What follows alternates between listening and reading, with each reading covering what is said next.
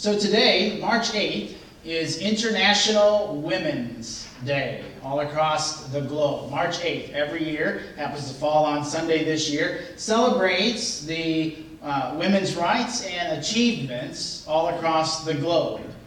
In the past couple weeks in America, we've lost a couple women who had great achievements and did some remarkable things in our society. We said goodbye to Katherine Johnson, who of Hidden Figures fame, one of the mathematicians that worked with NASA to help our lunar missions happen and get us to the moon. And in fact, if and when we go back to the moon in our space travels, her math is still going to be very important in those computations and how we would make those trips. And so one of the women we should probably celebrate on International Women's Day. And then this week, we lost, she was 95, I think, it was Rosalind P. Walter.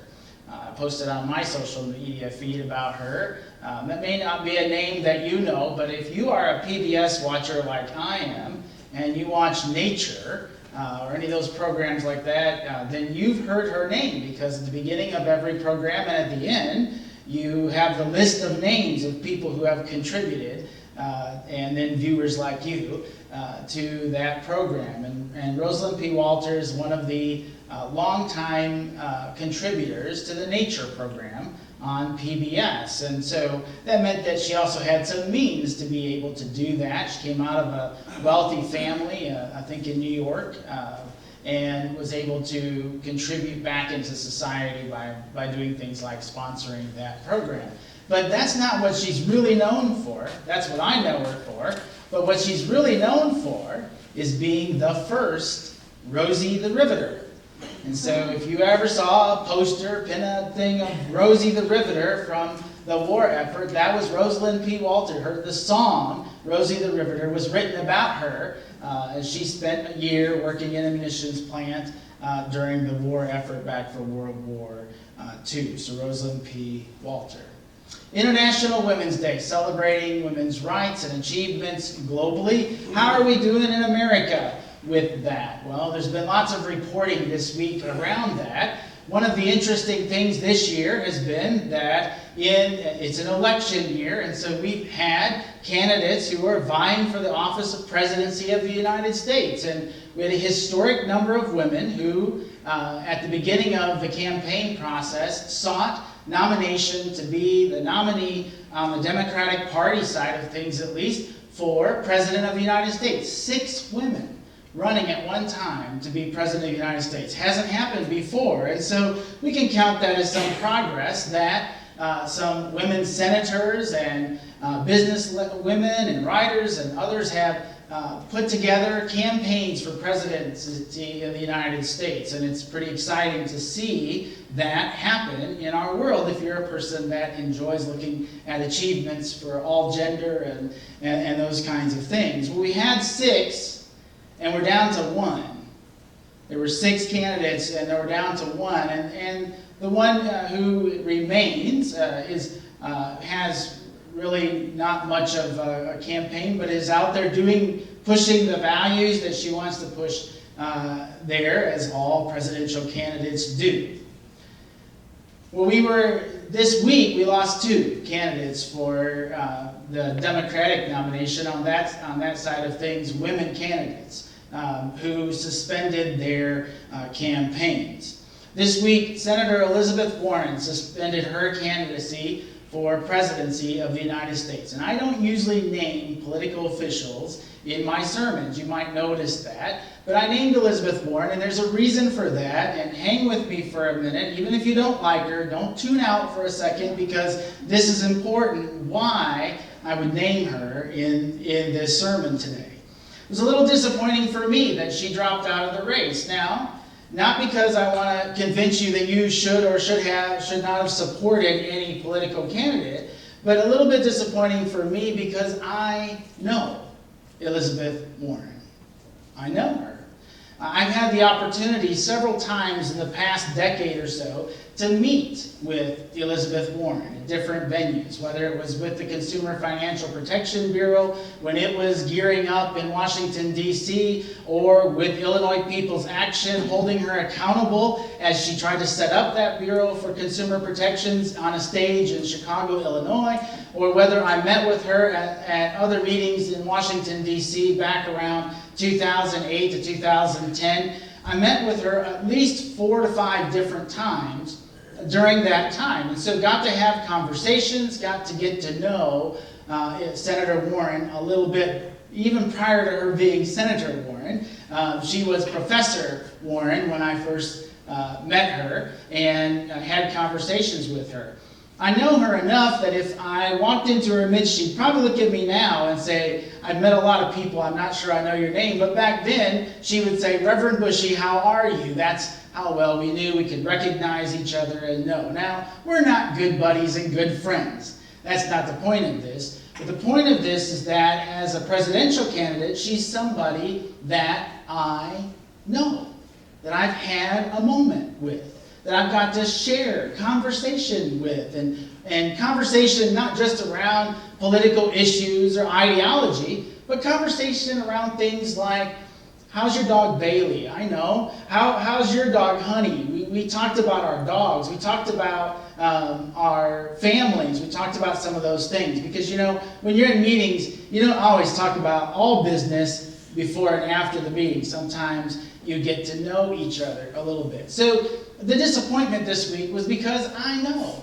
Elizabeth Warren a little better than perhaps many people who only know the name on a yard sign or on a ballot or on a television commercial or on a debate screen or whatever it is, or from some pundit. That's the only way you know Elizabeth Warren. But for me, it was a little more personal because I got to have whatever kind of relationship you want to call it, but some relationship. And I have not known any other candidate for president that way in my lifetime. So it was really kind of a special thing for me to see her get to be a candidate and those things. Well, she's not a candidate for president anymore.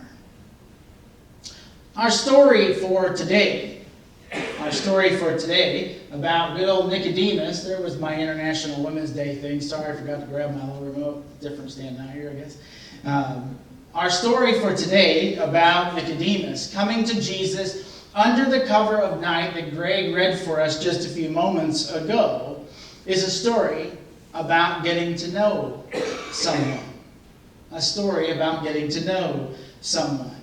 Nicodemus comes to Jesus under the cover of night because Nicodemus is a member of the High Council of Jerusalem.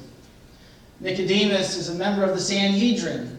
And in the Sanhedrin, there's a lot of discussion about who this Jesus is, or who this Jesus was in that day. There's a lot of discussion about whether this Jesus is the one, the Messiah of God, or whether this Jesus is a false Messiah. You see, just as much as people were hoping and anticipating for a Messiah, they were also on the lookout for false prophets and false messiahs. And Jesus had a record of doing some wonderful miracles, some wonderful things. John reports that lots of people were following him at this time and wanted to know Jesus, including old Nicodemus. Nicodemus of the Pharisaic class, meaning he has some wealth and privilege in his society. He's on the council. He's got a vote, so to speak. He's one of the well-knowns of his day and his people. But he wants to know this Jesus, and he doesn't just want to know what the pundits have to say about him. He doesn't just want to know what the rest of the council feels about him. He wants to know this Jesus because there's something in Nicodemus that drives him there that makes him suspect there's something more to this Jesus. There's something more to this Jesus. And so he sneaks to Jesus at night. He can't go during the day because if he's discovered during the day, there'd be consequences for him. And so he goes out at night in the cover of darkness and he goes to see Jesus. He goes to see Jesus. And there's an awkwardness in the meeting. There's an awkwardness in the conversation. And in the cover of darkness, Jesus simply says, if you want to know the kingdom of God, you've got to be born again, in some translations, from above, in other translations. If you want to see the kingdom of God, you've got to be born again, or from above, in other translations. Now, this learned teacher of Israel is so excited about the potential that Jesus is the Messiah that at first he probably doesn't really hear everything that Jesus is saying in there.